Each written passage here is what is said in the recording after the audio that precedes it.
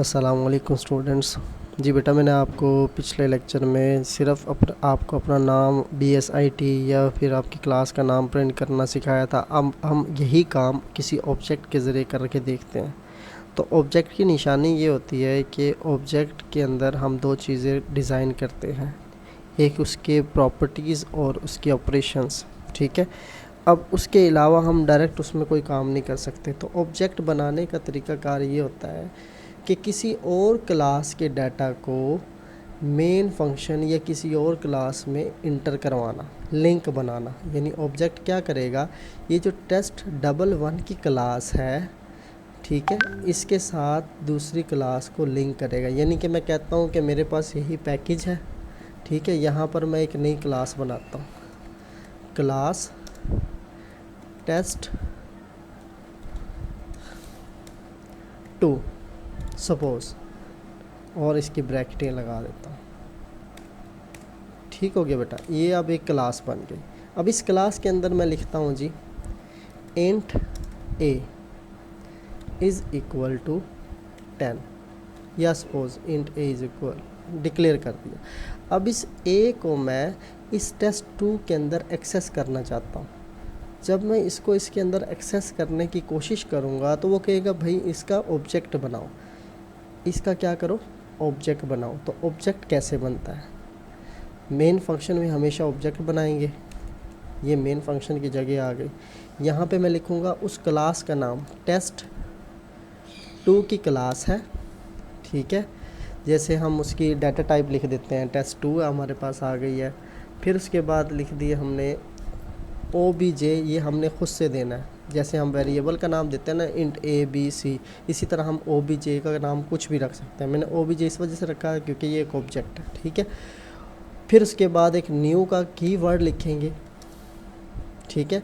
फिर दोबारा test2 आपकी क्लास होगी, ब्रैकेटें लगाएंगे और सेमीकोलन लगा। ये एक ऑब्जेक्ट क्रिएट हो गया आपका। क्या हो गया, ये कमेंट में लिख भी देता हूँ मैं, क्रिएट ऑब्जेक्ट। किसका ऑब्जेक्ट है ये, test2 का। अब जो test2 की जितनी भी इसमें डाटा होगा, A है, P है, C है, कोई भी डाटा होगा, उसकी सारी फंक्शनैलिटी इस OBJ के अंदर आ गई। यानी कि हम इस test2 की क्लास का डाटा test11 में एक्सेस कर सकते हैं थ्रू ऑब्जेक्ट। आपकी समझ आ गई, थ्रू ऑब्जेक्ट कैसे करेंगे। अब देखो, आप लिखोगे यहाँ पे OBJ लिख दिया, फिर डॉट लगाओगे। अब वो डॉट के बाद आपको उसका वेरिएबल दे देगा, क्योंकि एक ही वेरिएबल डिक्लेयर किया है तो यहाँ पर A आ रहा होगा। इस A पे क्लिक करेंगे,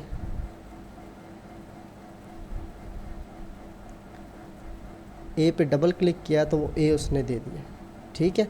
उसमें हमने क्या रख दी, वैल्यू। यानी कि A वेरिएबल किसी और क्लास का है, हमने अपनी मेन फंक्शन वाली क्लास के ज़रिए उसमें डाटा या वैल्यूज़ दे दी, ठीक है। जब ये वैल्यू दे दी जाएगी, हम उसको प्रिंट करवा के देखेंगे। अब प्रिंट करवाने का क्या तरीका है, यहाँ पे लिखेंगे योर वैल्यू इज़। अब देखो, हम डबल कोटेशन के बाद कोई वैल्यू देते थे तो वहाँ पे कॉमा लगाते थे। हम जावा के अंदर प्लस लगाएंगे। क्या लगाएंगे, प्लस लगाएंगे। प्लस के बाद हमने क्या लिख देना है जी, OBJ में जाओ, डॉट, उसके अंदर A पड़ा हुआ है, उसकी वैल्यू प्रिंट करवा दो। ठीक हो गया। अब इसको हम रन करके देखते हैं क्या हमारा 10 प्रिंट होता है।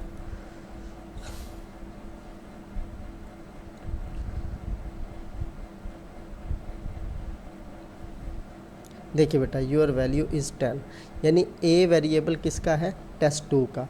इस test2 को हमने कहाँ पर प्रिंट करवाया, test11 के अंदर, ठीक है। ऑब्जेक्ट बनाया, ऑब्जेक्ट के थ्रू। अब इसका कीवर्ड क्या है जी, कीवर्ड ये होगा कि जो जिस क्लास का ऑब्जेक्ट बनाना है उसका नाम पहले लिखना है, फिर उसके बाद अपनी तरफ से कोई उसका नाम डिक्लेयर कर देना है, फिर न्यू का कीवर्ड लिखना है, फिर दोबारा उसी का नाम लिख देना है। तो ये हो गया क्रिएट ऑब्जेक्ट। क्लियर है। तो आपने अगर आप इसको ख़ुद से करना चाहो तो आप ख़ुद कर सकते हो।